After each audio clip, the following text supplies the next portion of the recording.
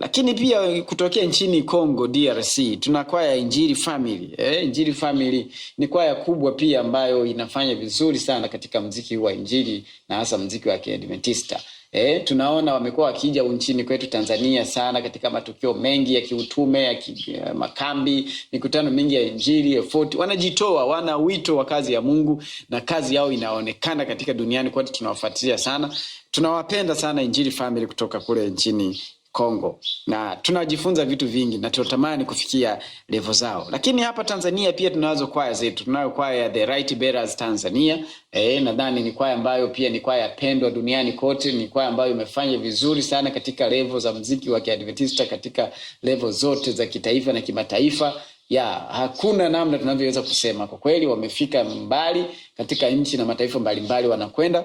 Tunajifunza kwao. Ni watu wazuri, ni watu wema sana ambao pia muziki wao unatufanya sisi pia tuwe motivated na kujifunza vitu vingi kutoka kwao. Lakini vipo pia na vikundi vingine kwa nyingine kama The Family Music Tanzania na kwaya nyingi. Unajua sisi Tanzania pia tumebarikiwa kwa kweli kuwa na kwaya nyingi sana. Kuna kwaya za makanisa, kwaya kama Kurasini, kwaya kama Mbiu, kwaya kama Sauti ya Jangwani, kwaya kama Angaza.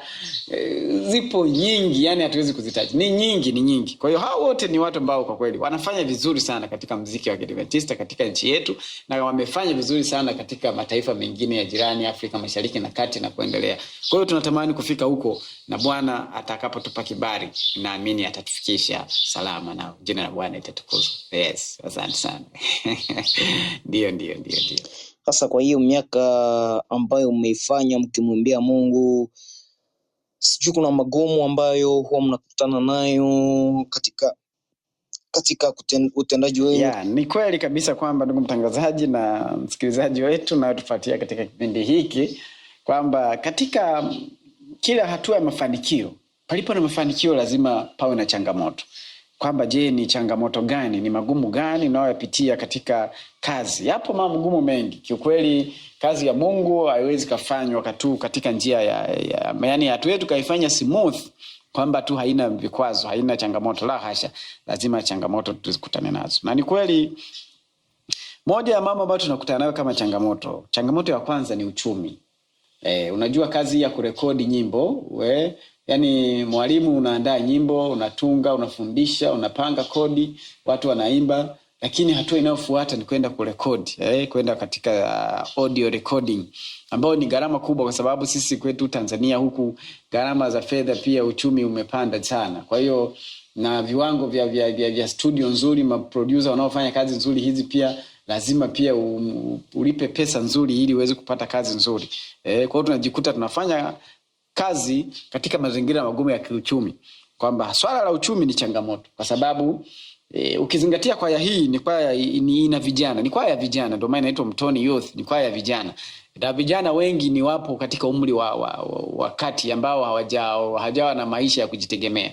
Wote wanaoimba humo kwa sehemu kubwa 95% kwenda na 8 wote ni watu ambao hawana misingi mizuri ya uchumi, maana wengi ni wanafunzi waliomaliza elimu yao ya sekondari, wao katika level ya vyuo vya kati na vyuo vikuu na kadhalika. Kwa hiyo unakuta kunakuwa na changamoto hiyo kwa sababu wengi hawajawa na uchumi wa kujitegemea, bado wanategemea wazazi wao, wanategemea walezi ili waweze kuwawezesha. Kwa hiyo changamoto ya kwanza ni uchumi. Kwa hiyo natoa wito huu kwamba sisi bado tunaendelea kumuomba Mungu atupatie watu watakaoipenda kazi yetu, lakini wanaweza kutusupport kwa sababu tunaamini Mungu amegawa karama mbalimbali katika watu wake.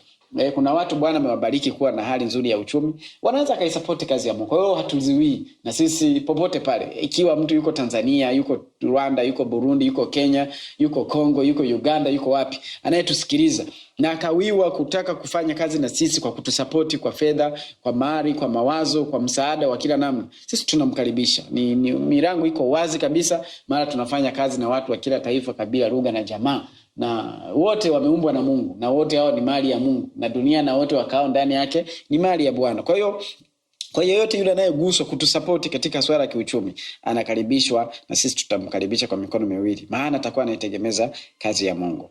Kwa hiyo tunatamani kupata watu ili kuweza kutusaidia kutushika mkono katika swala la kiuchumi, kwa sababu kwaya una rekodi nyimbo, Unatakiwa watu waimbaji tuchange fedha. Bado ukishafanya kurekodi unatakiwa ufanye video shooting, nayo inatoka tena mchange fedha. Ninyi hawa waimbaji tena mnajichanga, mnafanya shooting mfano album moja, jimbo 10 ngapi, ni fedha nyingi zaidi ya milioni 2-3 unatakiwa mzipate, na kurekodi audio pia lazima mpate kuanzia milioni 1.5 kuendelea. Hizo zote ni fedha zinahitajika. Baada ya hapo waimbaji wanatakiwa washone sare. Unaona, sare ni fedha pia hizo za waimbaji hao wanataka wachange fedha wapate sare nzuri.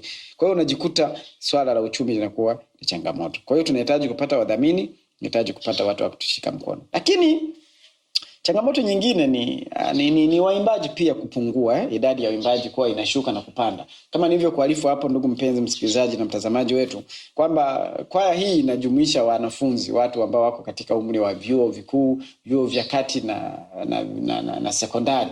Sasa wanapokuwa wamemaliza, wanafunzi wanaenda masomoni, wanaenda chuo, kuna wakati ambapo kwaya inayumba kidogo, tunakuwa tumebaki wachache sana, ile idadi inapungua. Kwa hiyo hata mkialikwa mahala fulani unajikuta huyu hawezi kuja kwa sababu ya ratiba, semester zinakuwa zinatofautiana, ni vyuo havifunguli kwa wakati mmoja, au wako shule au wamefunga, unajikuta ni changamoto. Kwa hiyo hata mkialikwa kwenda mahali fulani, kuna wakati mtaenda wachache, watu waona kwa wingi wenu. Lakini sisi ni kwaya kubwa, ina watu wengi sana, takriban watu 25 ambao wamesajiliwa kwa mwaka huu, ambao wanaunda kwaya hii ya vijana mtoni. Lakini ni mara chache sana uweze kuwakuta wote wamepatikana, kwa sababu ya changamoto na harakati za maisha za kukimbizana na kutafuta riziki huku na kule. Kwa hiyo nayo inakuwa ni moja ya changamoto ambayo inatupeleka. Lakini hii nao hatuwezi kuita changamoto, tuseme ni mbaraka, maana pia vijana wanaoa na kuolewa. Kwa hiyo kuna wakati vitu pia mabinti wetu wanaolewa, wanakwenda mbali na mkoa wetu na maeneo yetu ya kazi na tunapofanyia kazi, tunapoishi. Kwa hiyo pia wanaondoka, yani alikuwa ni mwimbaji mnamtegemea,